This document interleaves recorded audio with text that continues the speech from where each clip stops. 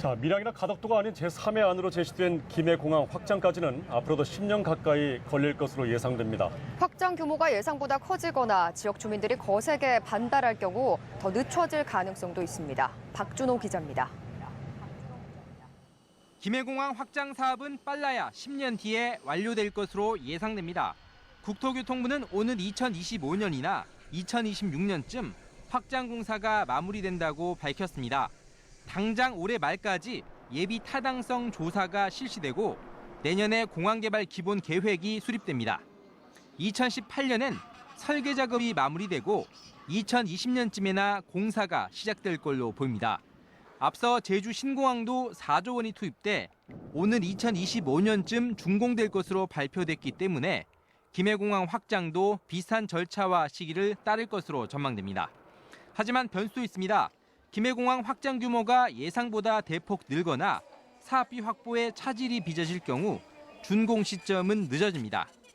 여기에 부산시의 민자공항 추진 가능성도 중간 변수로 작용할 것으로 예상됩니다. 특히 활주로 확장으로 지역 주민들의 터전이 수용될 가능성이 높아 반발과 함께 사업 추진이 예상보다 더디게 진행될 수도 있습니다. MBC 뉴스 박준호입니다. 이렇게 신공항 건설을 위한 지난 10년간의 노력은 결국 헛수고가 되고 말았습니다.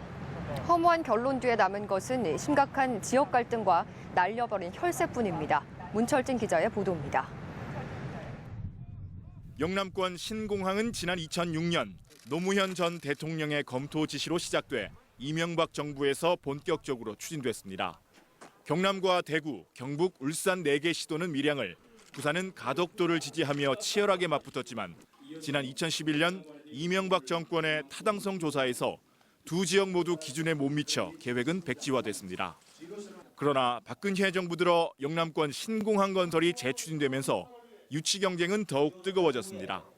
급기야 지난 총선 과정에서 새누리당 조원진 의원의 대구 선물 보따리 발언이 파장을 일으켰고 부산시와 시민단체가 가덕도가 아니면 불복하겠다고 반발하면서 심각한 지역 갈등으로까지 번졌습니다.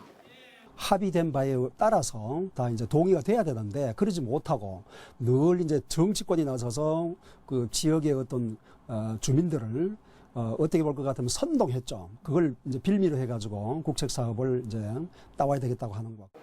예산 낭비도 심각합니다. 공정한 입지 평가를 한다며 프랑스 전문 기관에 맡긴 용역 비용만 20억 원. 5개 자치단체가 신공항 홍보 등에 쏟아부은 비용까지 합치면 수십억 원에 이릅니다. 영남권 신공항 건설을 위한 지난 10년의 노력은 엄청난 사회적 비용만 치르고 또 수포로 돌아갔습니다. 그 빈자리에는 갈등 봉합과 민심 수습이라는 정부와 정치권의 힘든 과제만 남겨졌습니다. MBC 뉴스 문철진입니다.